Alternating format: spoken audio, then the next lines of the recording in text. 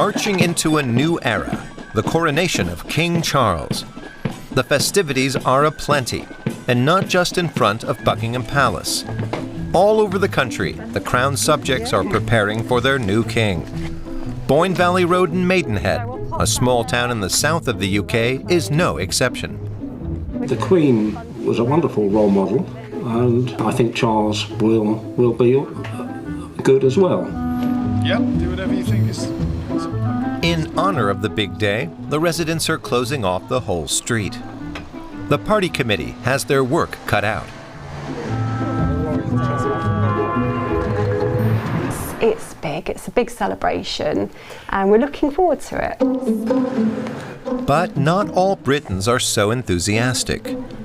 Republicans Ben Clinton and David McAlpine are up in arms. A change is long overdue, they say. Why should we not have the chance to vote for our own head of state? Why should we have to put up with a family that has been unelected, that no one can aspire to be head of state in this country? No young person can look up and think, I want to be able to do that, or I don't want to make that a goal, I want to make that a goal to improve people's lives. It goes against every democratic norm.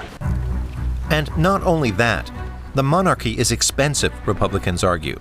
An investigation by a British newspaper estimated the king's personal fortune at nearly £2 billion. Hardly reasonable at a time when some Britons can barely feed their families, they say.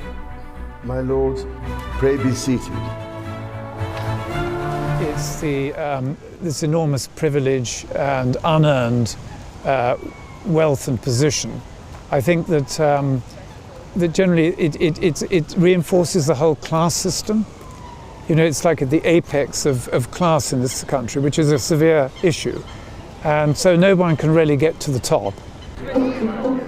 Charles III, unlike his late mother, is drawing protests at his public appearances. But despite the odd egg flying his way, he seems unfazed by the negative attention, walking nonchalantly past demonstrations, like this one in the north of England. The slogan, "Not my king." Younger Britons in particular are increasingly skeptical of the royals, according to polls.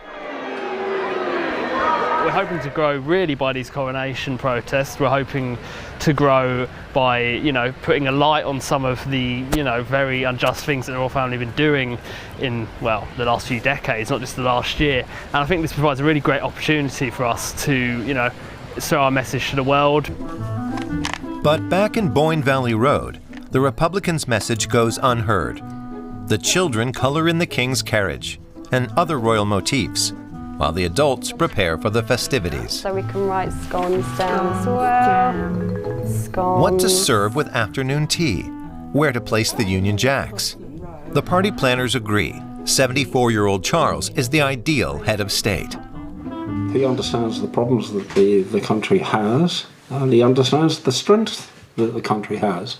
Because Britain's always had a monarchy, it's a history, it's a part of the structure of the United Kingdom. I think not to have it, I think, would be quite detrimental for the country. It might send shockwaves around the world, and I think, you know, if he did step down and the monarchy stopped. Charles, Camilla, and the royal family are still popular in Britain, drawing much admiration for their royal splendor. They will continue to represent the country internationally, at least for the time being, because young Britons are becoming increasingly uncomfortable with the traditions, the centuries-old form of government, and the monarchy.